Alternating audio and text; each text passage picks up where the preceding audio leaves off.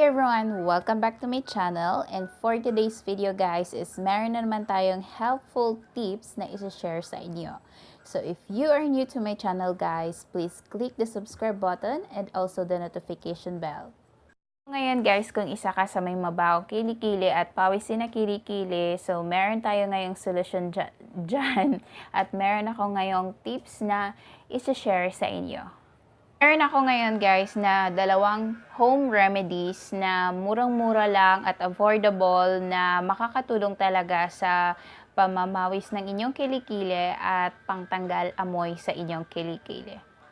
So, una yung kailangan natin is yung apple cider vinegar. So, alam naman natin na yung apple cider vinegar is maraming benefits. Kahit nga lang medyo may maamoy ito. So, yung kailangan nyong gawin is kuha kayo ng cotton balls. Tapos, maglagay kayo ng apple cider vinegar. Paganyan sa cotton. Tapos, ikuskus mo lang guys sa yung kilikili bago ka maligo. So, kailangan mo muna itong i-leave for 30 minutes bago mo ito banlawan o gawin mo ito bago ka maligo. Syempre, wag kang maglagay ng apple cider vinegar sa kilikili mo kung may pupuntahan ka kasi baka naman mangamoy ka sa kunyari sa sasakyan, 'di ba? Sa jeep, baka mangamoy yung kilikili mo na amoy asim ka, guys.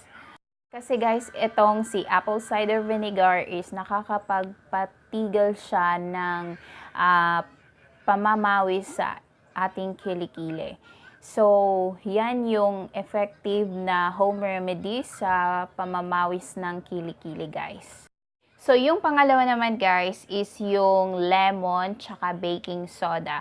So, pigain mo lamang si lemon tapos hanggang sa mag-juice na siya, ilalagay mo siya sa maliit na lalagyan o basta sa kahit anong lalagyan na meron kayo. Tapos, kuha ka ng baking soda tapos gumawa ka ng paste. So, kung tatanungin nyo ako guys kung ano ba yung measurement nito, depende hanggang makagawa ka na ng paste at kung gaano kadami yung gagamitin mo.